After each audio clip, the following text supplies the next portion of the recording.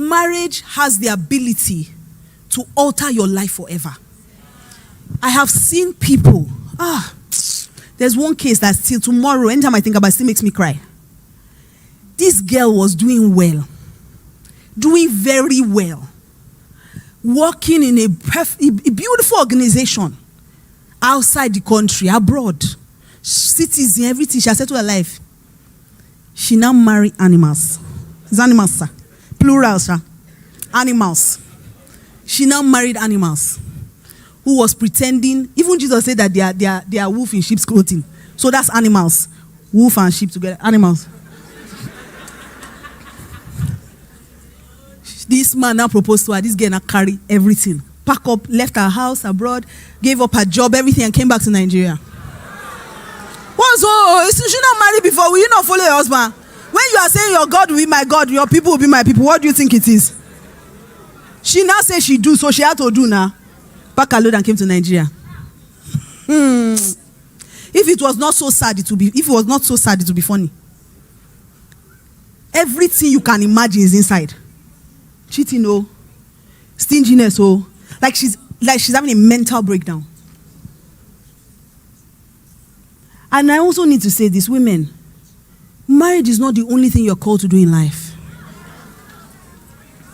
God called you for great things. You should be so fulfilled in your life that when a man comes on board, it's just an addition. It's an additional assignment. Because marriage is not a reward, it's an assignment. So it should be additional. Not that you shut down everything as if that's all you were born for. When you do that kind of thing, that's when you now have problems in marriage because you've lost who you are. And if you can't give from an empty cup, if you are empty, you can't give joy. The quality of every marriage is dependent of the two people in it. I've said this over and over again. You cannot, and I learned this the hard way. Me, I like to tell stories because stories have changed my life. Things that have happened to me in this life. If I can use to do an example for you, you will not make the same mistake. So, there's one knock my mother gave me, still paying me here. My mother said I should fry egg. But that time, laziness will not allow me to be great. My mother has this saying that you first want to fry 4 eggs, you will break it one. That's the right way. Pastor Datu knows. But you know that time, you have one eye in novel. You are reading novel, Miss Ambun. Very bad. So I was reading it now and I say, before I bring plates, we'll do it one. Now wash it. Let me just break all the eggs. I broke the first one, broke the second one, broke the second one. Everything was okay. But you know Satan has to put hand in your matter. So I broke the last egg and it was bad. And I've already thrown it inside. And I broke it indirectly. So it spoiled all the eggs.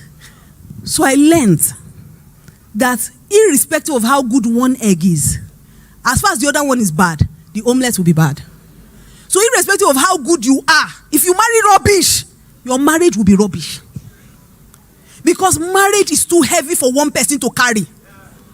Marriage is the responsibility of 2 people who understand marriage. They understand their needs and understand each other's roles. Their roles and needs in marriage.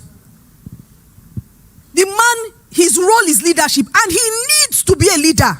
You don't know that. You are neutering your husband. There's one woman, everything she does for the man, everything. I was telling her that I said, girls, when I try you, I do not come to, I doesn't know.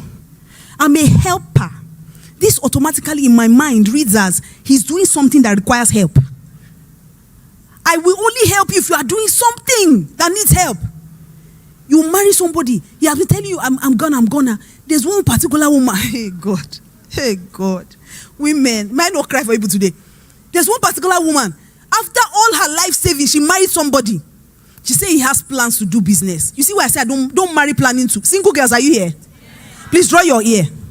That's how we know you are single. Guys, look around. Anybody drawing ears? I'm helping you people because you don't know how to find wife.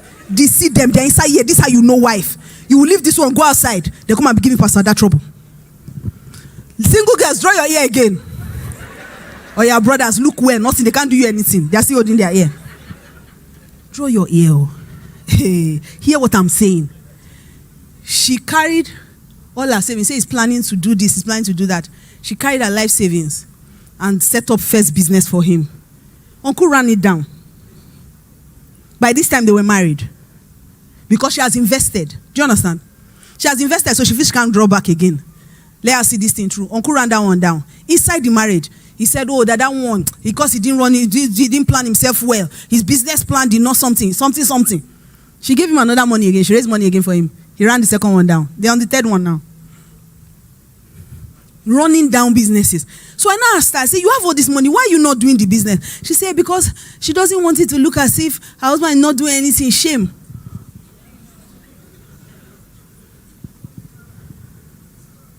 Make smart decisions as a single person. You must be doing something with your own life as well. I don't even understand the logic of these things. You give a man money to do business. He messes up the first time. Isn't that sign for you to, for you to have given him first time, you are greater than some of us, but let's just assume you are more born again than me and you did that, and it didn't turn out well. Isn't that the best time to go back? You gave him money, it didn't work. You now give him your life. At least life you can, money you can make back. This life that you now connect with him forever and ever, you are tied. There's one woman that married. You know, when men are, like I said before, men are, they need it. They need you to give them room. That's why God says submit. Because men need to lead. Men are created to be leaders. So you are doing everything for them. After a while, they will become neuter. They will become like mumu. There's a saying in my place. Well, I don't know. I don't want to say it in Igbo, but there's a saying in my place that it's better for you. It's better to born mumu than to born thief. No, sorry, it's better to born thief than to born mumu. And Igbo people know it now. My mother says it all the time. It's better for you that he's thinking. I mean, none is good, you know. That's why I didn't want to say the proverb. It's not really good. But the idea is that you can't keep nurturing this man. This girl, her husband couldn't keep a job, nothing. She was working. For those of you who know Lagos well, they live in Ikorodu. She was working on the island. They live in Ikorodu because that's what she could afford. She was paying school fees, paying house rent, paying everything. She would go to work, he's at home, that he's looking for a job. Stand up, he said, no, the Ascent TV out. Story. One day he called her. I've shared this before. People that know watch my YouTube channel. I've shared it before. Called her. Be coming home. She said she left. The way he called her, she thought something. She left the office, took permission, and ran home from Victoria Island, to Ikorodu, and rushed into the house. What is it? He said DSTV had finished. He wanted her to pay. True story. People have off time. Well, I don't even know my time. True story.